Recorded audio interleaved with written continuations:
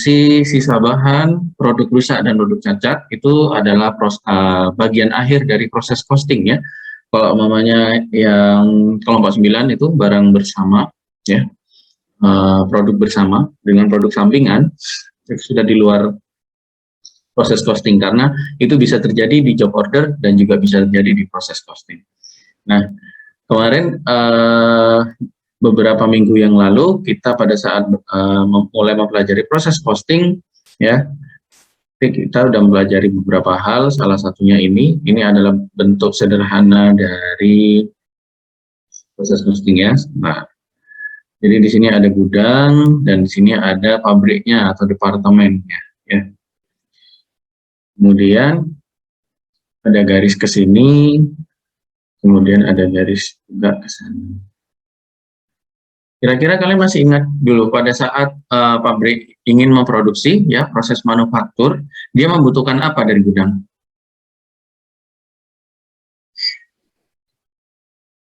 Bahan baku. Kenapa, Ilyas? Bahan baku, Pak. Kurang keras gimana? Membutuhkan bahan baku. Iya, betul sekali, bahan baku ya. Jadi dalam memproduksi departemen itu ingin memproduksi, dia pasti mengambil persediaan bahan baku dari gudang. Nah, nanti kalau sudah diproses di departemen ya, proses demikian rupa, nanti akan dikembalikan ke gudang dalam bentuk barang jadi.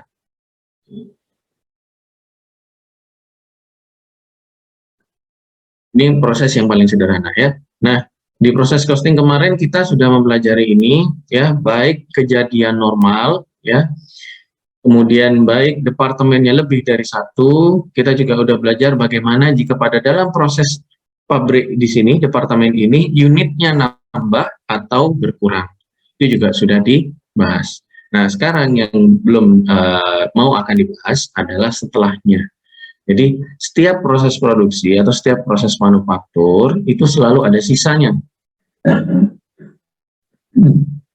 Sisa itu ada 3 klasifikasi ya.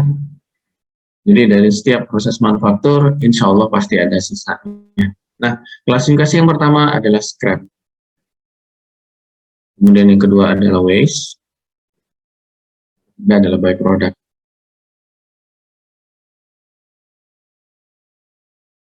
Untuk yang scrap ini, ya, ini adalah sisa bahan. Kalau bahasa bukunya, dia adalah sisa bahan dari proses produksi ya, yang tidak bisa digunakan untuk tujuan utama produksi, tapi masih memiliki nilai. Itu bahasa bukunya. Ya, kalau bahasa sederhananya, ya ini sisa bahan dari proses produksi yang masih ada nilai jualnya. Ya, kayak gitu. Nah, contohnya kalian ada yang pernah beli tahu dari pabriknya langsung? Ada. Pernah? Lulu, pernah Lulu? Pak Eza pernah, tapi bau di sana, nggak suka Lulu. Oh, oke. Nah, di situ pernah nggak kamu dengar kalau ada orang yang membeli kulit tahu? Gimana Pak? Kulit tahu, pernah nggak dengar itu? Kulitnya tahu. Yang ada ampas tahu, Pak. Ampas tahu bentuknya kayak gimana kalau kamu lihat? Itu hancur-hancur itu loh, kayak apa sih? Nggak tahu itu loh, Pak. Kayak bubur-bubur gitu loh, apa sih? Oke, nggak apa-apa, ntar jadi tahu bulat ya. Oke. Nah, tahu itu diproses biasanya dalam bentuk kotak seperti ini ya. Jadi istilahnya itu cetakan. Jadi udah ada cetakan. Tahu terbuat dari kedelai, mungkin yang masih belum tahu.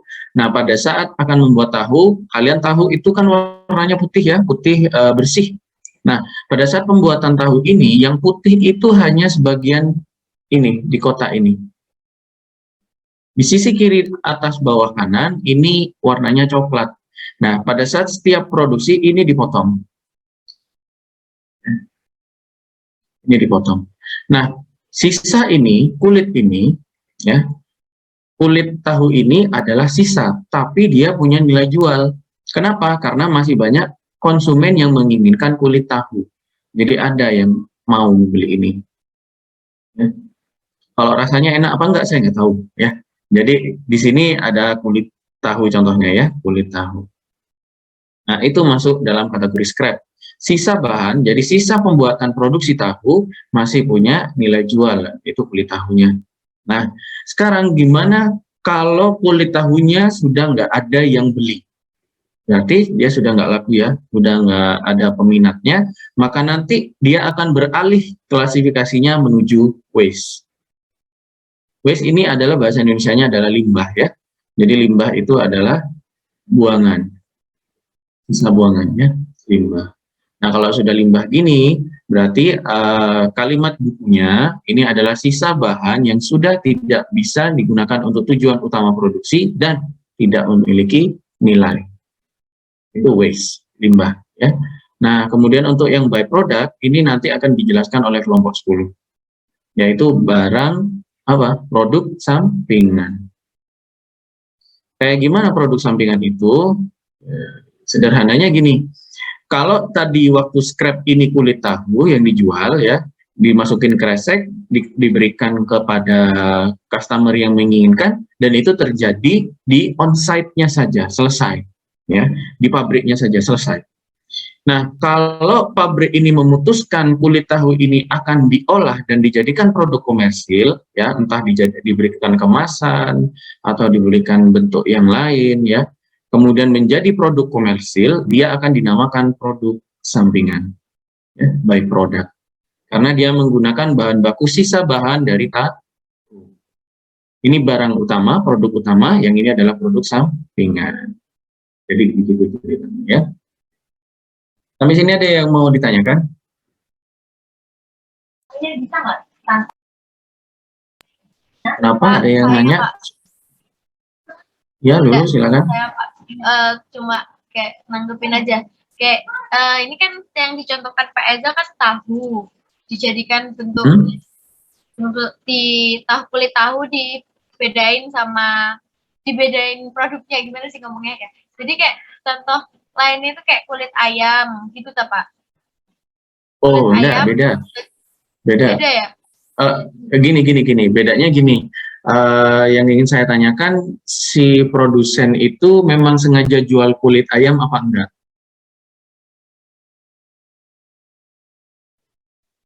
Contohnya kayak gitu ya. Jadi kalau memangnya contohnya dia tuh punya toko produsen apa namanya, daging dari ayam ya mamanya. Jadi dia menyediakan kemasan untuk dada, kemasan untuk paha, kemasan untuk sayap ya. Kemudian ada kulit ayam aja, ada ceker, dan itu semua sudah dibungkus. Berarti semuanya itu termasuk dalam produk utama. Ya. Jadi belum bisa dikategorikan produk sampingan. Nah, kalau mamanya dia tidak fokus, ini kan dia kan fokusnya tahu aja.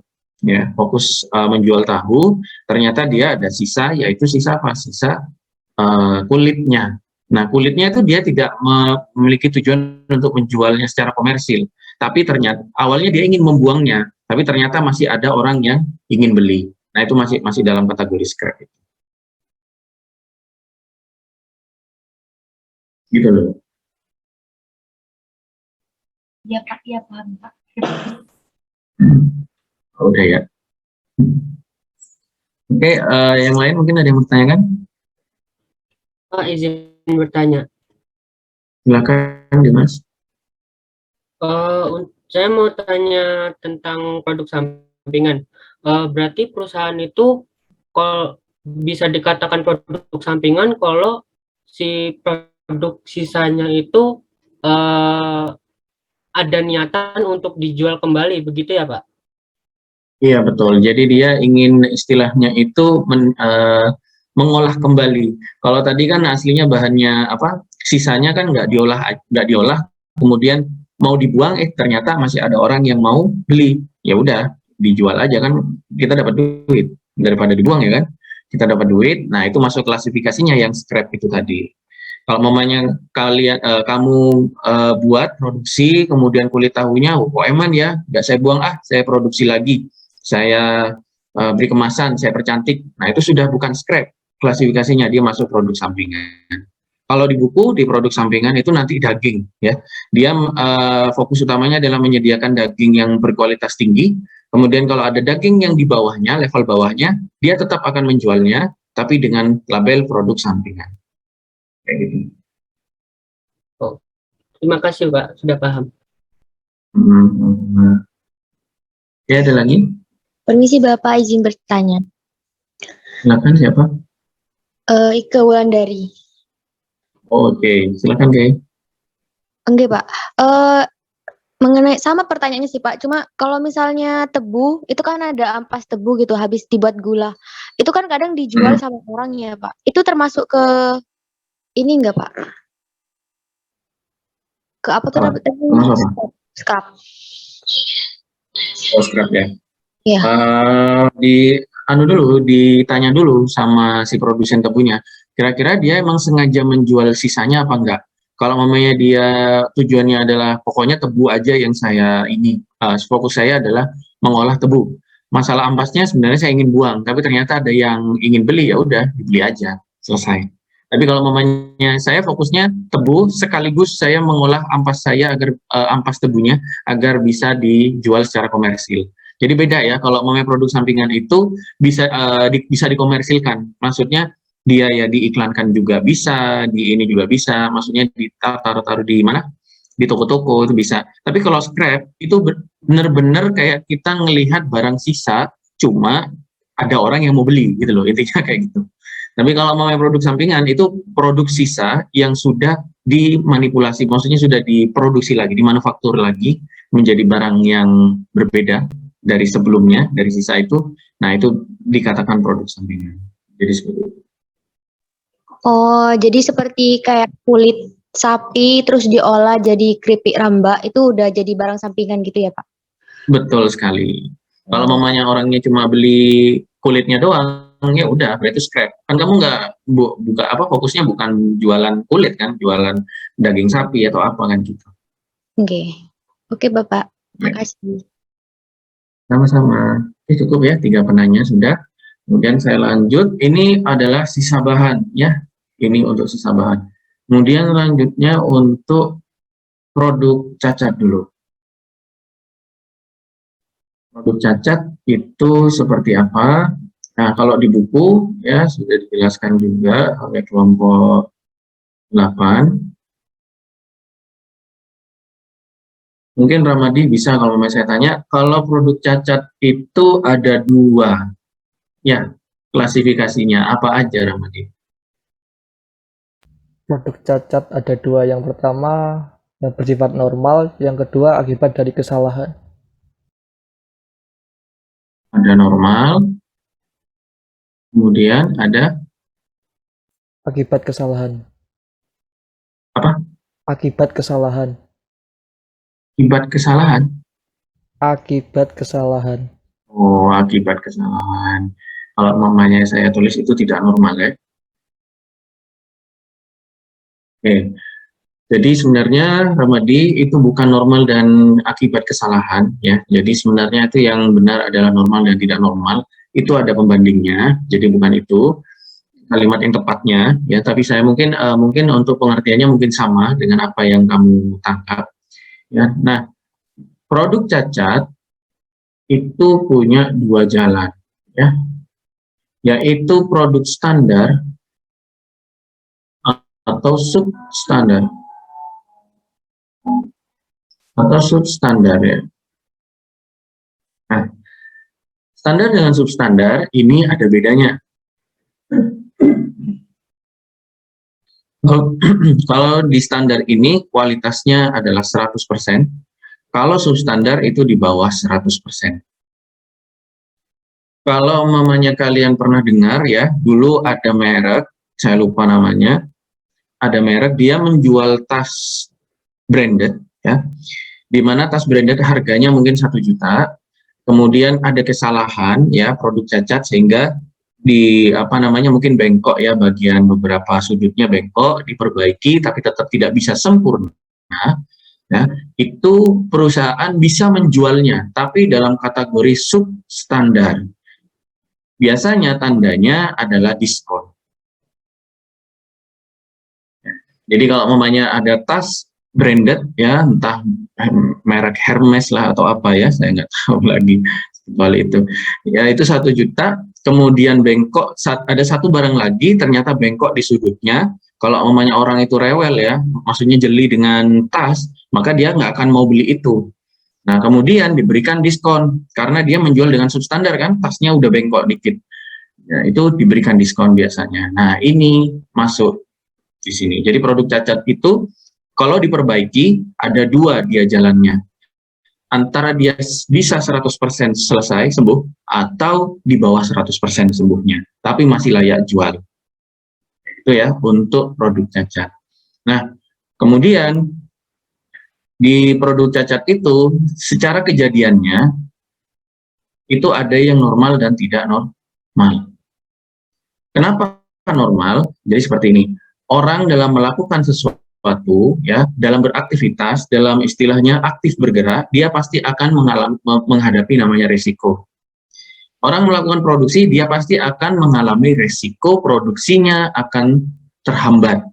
Ya. Karena apa? Entah apapun itu, bisa jadi masalah, bisa jadi mesinnya, bisa jadi apapun itu. Nah, dalam mencari pengukuran normal itu berdasarkan data historisnya. Jadi contoh seperti ini, ada printer, dia bisa kapasitas ngeprintnya adalah 100 kali lembar, 100 lembar ya. Dengan ketentuan dia bisa mengeprint penuh, itu 100 kali. Nah, kemudian kalian memproduksi surat undangan semuanya ya. Surat undangan di mana dalam satu cetakan yang kalian butuhkan hanyalah separuhnya. Nah, kira-kira berapa kali cetak bisa digunakan printernya jika yang kalian butuhkan hanya segini? Hanya separuhnya, setengahnya. 2 kali cetak, Pak. Berapa? 2 kali, Pak. Iya, 2 kali. Berarti berapa ini berarti di sini? Kalau ini 100 kali, yang ini? 200. 200 kali. Nah, ini kapasitasnya, ini produksinya ya, 200 kali. Nah, kira-kira kalian bisa nggak menghindari resiko pada saat kalian mencetak yang ke-200 atau 201, ya, itu cetakannya buram atau nggak jelas, pudar warnanya. Bisa nggak kalian hindari resiko itu?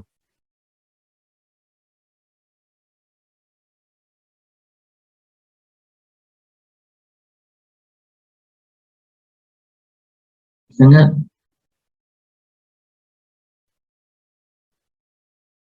Kan yang di situ 100 kali 100 lembar ya, 100 lembar tintanya kan pasti habis tuh karena kapasitas printernya. Nah, sekarang kalau mamanya kalian ingin membuat yang separuh itu kan 200 lembar.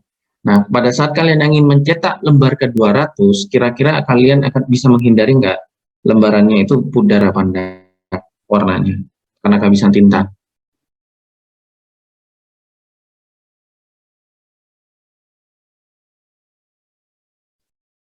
Kenapa kok nggak bisa dikat?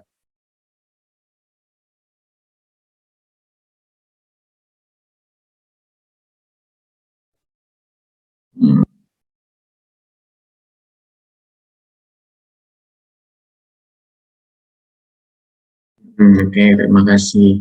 Jawabannya adalah bisa ya. Dengan cara apa? Refill. Selesai ya. Jadi resiko ini bisa dihindari. Nah, sekarang siapa yang bisa menghindari resiko pada saat mencetak lembar ke 200 201 printernya rusak? Siapa yang bisa menghindari ini? Check up maintenance Pak setiap 199. Oke, saya ganti. Kalau rusak di 150, bisa nggak kita hindari? Nggak bisa ya, karena rusak itu nggak ada yang tahu. Nah, kalau dari sini kita bisa ambil kesimpulan bahwa kalau seumpamanya pada saat lembar ke 150 itu printernya rusak, maka bisa kita ramalkan akan ada satu produk unit yang akan rusak. Nah, dari 200 ini dengan satu ini perbandingannya, maka berapa persen? Yo, matematikanya. 0,5. Oh bisa 99. Satu ini dengan 200 ya, dengan 200 satu kali. Nah, 0,5% ini akan menjadi standar bahwa pada saat saya akan mencetak undangan akan ada potensi produk cacat sebesar 0,5%. Dan itu adalah batasnya. Kalau ternyata terjadi kerusakan di atas 0,5%, ya, ternyata rusaknya 5, maka satunya akan masuk di normal, yang 4 masuk tidak normal. Apa implikasinya? Karena yang normal, kerusakan yang normal, karena ini lumrah ya, karena memang proses produksi itu pun dengan resiko, maka produsen berhak membebankan ini pada konsumen. Jadi berhak dibebankan pada konsumen kerugiannya akibat kerusakan ini. Nah, kalau lebih dari 1 itu sudah tidak etis kalau diberikan ke konsumen semua, dibebankan konsumen semua, karena 4 ini adalah kelalaiannya produsen itu sendiri. Maka yang tidak normal ini akan diakui sebagai kerugian perusahaan secara langsung. Jadi tidak dibebankan pada produk. Paham ya? Jadi normal dan tidak normal itu ada di situ. Jadi yang Ramadi bilang itu karena akibat kesalahan, itu benar memang seperti itu, tapi ceritanya nggak cuma akibat kesalahan aja, tapi ada indikatornya. Ya, Ramadi ya. Oke, ini untuk yang produk cacat, ada yang mau tanyakan?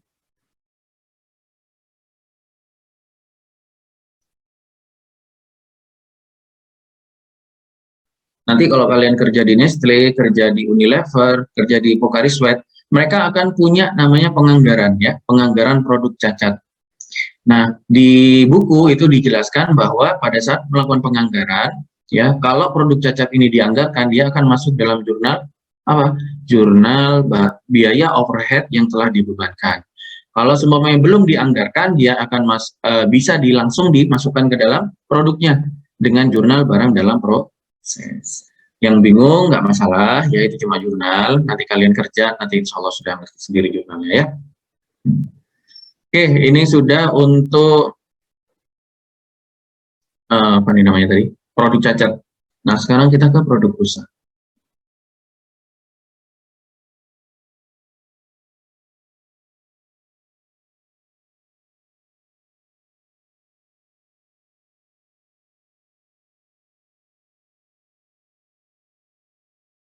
Nanti kalian kalau seumpamanya kerja di perusahaan manufaktur, saya datangi ya.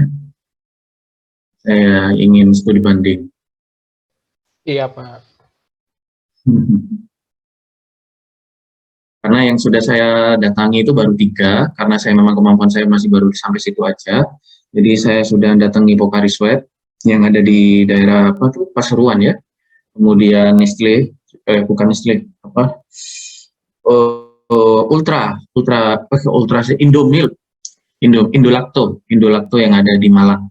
Ya. Jadi baru itu aja yang saya lihat, dan rata-rata memang mereka menganggarkan produk cacat karena mereka pasti melewati saringan yang namanya QC, ya, quality control ya. Jadi dikendalikan kira-kira kualitasnya itu sudah sesuai standar apa enggak. Nah ini ketat sekali, apalagi yang perusahaan yang udah gede, ketat sekali. Nah oke, untuk perusahaan, untuk produk rusak. Produk rusak ini, oke, produk rusak itu ada 2 ya.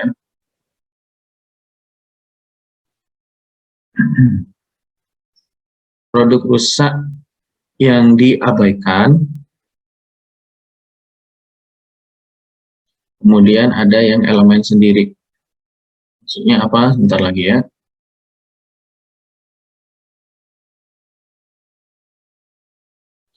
Untuk yang diabaikan, ya, jadi contohnya gini. Jadi ini diabaikan dengan elemen sendiri, ini berhubungan dengan biayanya, bukan barangnya diabaikan, bukan ya. Jadi ini biayanya, ingat. Bukan barang rusak kemudian diabaikan, enggak gitu. Jadi yang maksudnya diabaikan di sini adalah biayanya. Gimana contohnya? Contohnya kayak gini. Kalau seumpamanya kalian beli pulpen, ya, memproduksi pulpen, menghabiskan 1 juta, kemudian pulpen yang dihasilkan dengan mengeluarkan biaya 1 juta adalah 100 unit. Kira-kira per 1 unitnya berapa? 10.000. 10.000, ya. Nah, sekarang ternyata pada saat proses produksi terjadi namanya produk rusak, yaitu sebanyak 20 unit. Berarti tersisa berapa? 80 ya, yang masih sehat. Yang masih sehat 80, 20 rusak. Nah, di sini kalau kita menggunakan pengukuran biaya yang menggunakan yang diabaikan, maka biaya yang kita keluarkan untuk 20 ini diabaikan. Tapi 1 jutanya tetap dicatat ya. Jadi 20-nya yang dihilangkan, diabaikan. Udah, yang rusak diabaikan aja, tapi biayanya semuanya dicatat di sini. Sehingga kalau 1 juta menghasilkan 80 unit, maka HPP-nya berapa per unitnya? 12.500. Ya, 12.500 ya. Oke. Nah, apa implikasinya? Jika menggunakan diabaikan, maka harga per unitnya akan mengalami kenaikan. Karena dibebankan kepada barang yang sehat. Ini kan 20 nih. Kan kerugian nih 20. Nah, itu diberikan kepada 80 unit ini untuk menutupi kerugiannya. Maka apa yang implikasinya? Dia akan mengakibatkan kenaikan di HPP. Nah, apa akibat dari ini? Akibatnya adalah laba bersih di laporan keuangan akan berubah. Ya. Kalau sudah berubah, maka pengambilan keputusan juga berubah. Jadi efeknya ada di laporan keuangannya. Ya, kalau mamanya labanya ya tetap kalian dapatnya ya seperti itu. Tapi kalau mamanya untuk laporan keuangannya itu akan ada kenaikan di HPP-nya. Ini saya nggak saya jelaskan karena kalian fokusnya bukan ke laporan keuangan ya. Jadi ini fokusnya sampai di sini aja. Nah, kemudian masalah 20 ini ternyata produk rusak ini masih ada yang mau dijual, ya silakan. Ya, nggak apa-apa. Produk rusak ada yang mau beli ya nggak apa-apa, silakan. Nanti akan masuk ke mana? Masuk ke pendapatan lain lah. Karena dia tidak menjual sesuai standar. Makanya dia kategorikan pendapatan lain-lain. Agar apa? Agar investor dalam melihat laporan keuangan, oh ternyata si perusahaan punya pendapatan lain-lain dari menjual barang rusaknya. Itu harus ada di laporan keuangan. Harus tampak ya. Ini untuk yang diabaikan. Kemudian untuk elemen sendiri, nah untuk elemen sendiri ini hampir sama dengan produk cacat, dia punya namanya normal dengan tidak normal. Sama konsepnya ya. Kalau yang di sini normal dan tidak normal diabaikan aja ya, yang sebelah kiri pokoknya semua diabaikan. Kalau yang elemen sendiri, yang normal akan dibebankan kepada unit ekuivalen, yang tidak normal akan dibebankan kepada kerugian perusahaan ya, seperti itu. Itu untuk produk perusahaan. Ada yang mau tanya kan? Pak, izin tanya, Pak. Silakan, Dewi. Pak, kalau produk yang expired tuh rusak ya, Pak, ya berarti ya? Betul sekali, rusak. Oh iya. Terus kalau misalkan expired kan ada yang perusahaan yang mau nerima, ada yang enggak. Kalau yang menerima kan Nestle itu kan bisa nerima ya, Pak ya. Itu kan berarti kerugiannya ditanggung sama perusahaan. Jadi kalau misalkan yang enggak nerima ini kayak Sprite, Coca-Cola itu pada nerima aturan. Jadinya itu berarti ditanggung seluruhnya oleh distributor toko gitu ya Pak ya? Oke, terima kasih Dewi ya. Jadi untuk permasalahan kontrak itu sebenarnya beragam Dewi. Jadi kalau untuk yang mendistribusikan ya, yang istilahnya business to business, B2B ya. Jadi perusahaan itu punya 2 channel, B2B sama B2C. business to consumer, business to business. Nah, kalau yang business to business itu adalah PT ke distributor. Ya, jadi PT itu berdiri sendiri, distributor juga berdiri sendiri, perusahaan yang berbeda. Nah, pada saat dia melakukan kontrak, tergantung. Kalau kontraknya jual beli, maka kalau mamanya ternyata nanti, ini saya hapus dulu deh. Kalau kontrak jual beli ya, mamanya saya sama kamu, saya si Coca-Colanya, kamu distributornya. Kontraknya berbunyi jual beli, maka saya jual ke kamu, Dewi. Pada saat kamu mendistributor dan tidak laku dan kadaluarsa, maka kerugian ditanggung kamu karena kamu sudah jual beli. Tapi kalau memang kontraknya adalah titipan atau konsinyasi, ya, jadi Coca-Cola menitipkan produknya pada distributor, ya, kemudian distributor menyebarkan, kemudian ada yang kadaluarsa, maka itu tidak ditanggung oleh distributor, dia akan dikembalikan kepada Coca-Cola. Seperti itu. Yang saya tahu, yang berlaku di Indolacto ya, yang mungkin kalian pernah tahu ininya, Indomilk, dia sudah memperkirakan dua hal itu. Jadi dia sudah menganggarkan kemungkinan produk cacat, dia sudah menganggarkan kemungkinan produk rusak karena kadaluarsa atau tidak laku juga sudah diperhitungkan. Dia sudah ramalkan itu. Ya.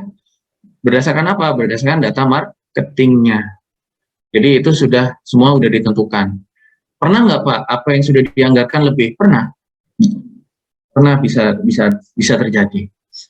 Oke. Ya gitu Dewi. Makasih, Pak. Ya. Ada lagi?